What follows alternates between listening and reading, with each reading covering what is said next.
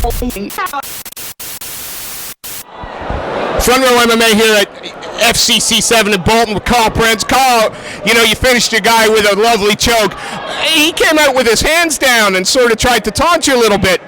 Did that wind you up at all, or was it just about business? Well, if you saw it, it made me smile because I teach boxing. It's my full-time job, and he's been on a couple of my shows, and obviously he recognised me, so I think he wanted me to come in and go for the kill. I tried to be a bit cool, calm, collected, and see what was there, and obviously I think he threw the first punch, and I connected with a knee and his head went down, and you know, even though I enjoy striking, I'm comfortable and competent where it goes, and I know I've visualised that so many times in my head for that not to come off. It just seemed the moment that you got that, you got him around the neck. You started with sort of a standing guillotine, then you sort of pull guard. He struggled a little bit, but it didn't seem that he had anything in terms of stopping yours. I basically made a couple of mistakes. You know, I tried to take him down with my back against the cage. I couldn't extend, so once I was in a down position, I just gave myself time. He wasn't really fighting it as such. I gave myself time just to adjust, and I managed to connect my hands together, just turn the choke over, you know, and look at my watch, and I think that was the last thing he was smelling was my armpit. Oh, right, he was refusing to tap. Did you know he'd gone out, or? I didn't know he'd gone out. He was gargling, and I thought, he's got to tap in. You know, when you think, fucking, I hope he taps in a second. He's got to tap in a second. I made him a corner, like saying, transition this, transition that, but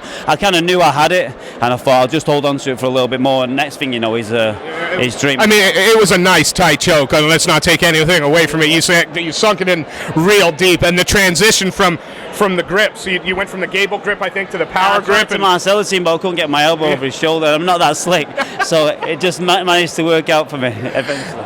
Yeah, how pleased are you with this performance? Would you have, again, I know my colleagues always go, what a fucking stupid question, but would you have liked a little more time in there? I would have liked to have showcased my hands a little bit. I was feeling a bit flat on the pads, so I think that counted into my decision of just trying to close the distance and get him out of there as fast as I can. It is my debut, you know, so there was a couple of, obviously, I was a little bit nervous with regards to that, so I closed the distance and got the win, and next time I come out, the thing is now, no one's seen what I can do yet, so next time in here, I'm going to show everybody.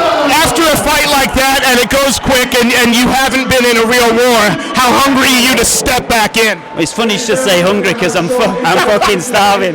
I've been starving for weeks. I think they do a chicken curry here at intermission that you should be allowed. That'll come out of the wrong end, sadly, but no, with regards to how hungry I am, I run a show with Aaron Wilkinson on October, and Aaron's a good friend of mine. He's got a fight in 4 weeks. I'm helping prepare for that. That's my focus. The show, obviously, secondary to that. 2 weeks later, we've got a stat card going. Is that the ECC show out in Blackpool? The week after, it's MTRFC. It's a smaller show, which you're welcome to come down. Well, thank you. We're always fishing for the invites. No, you're always welcome. And then obviously moving on from there, I'd like to get one in before Christmas. Maybe Tom Blackledge has got a show in November, or I think the FCC is going to be a little bit too quickly for me. But I've come and sold. I want to say thank you. I've sold like 100 and odd tickets tonight, and we have a gym in Bolton, so it's been a good night. And you know, to feel the atmosphere and everybody pulling for you was a magnificent experience. And I've been out there a number of times with other people, but for it to be you just can't replicate it. And having your hand raised at the end, it's just. It looked like you thoroughly enjoyed it, and we're going to let you go so you can get some food and something to drink. But before we do, is there anybody you want to give a shout out to? Any sponsors you'd like to name, or any teammates you'd like to pick? I started this journey in Pennsylvania, and I want to thank my coaches over there, Donnie Choffey and Chris Pagotto.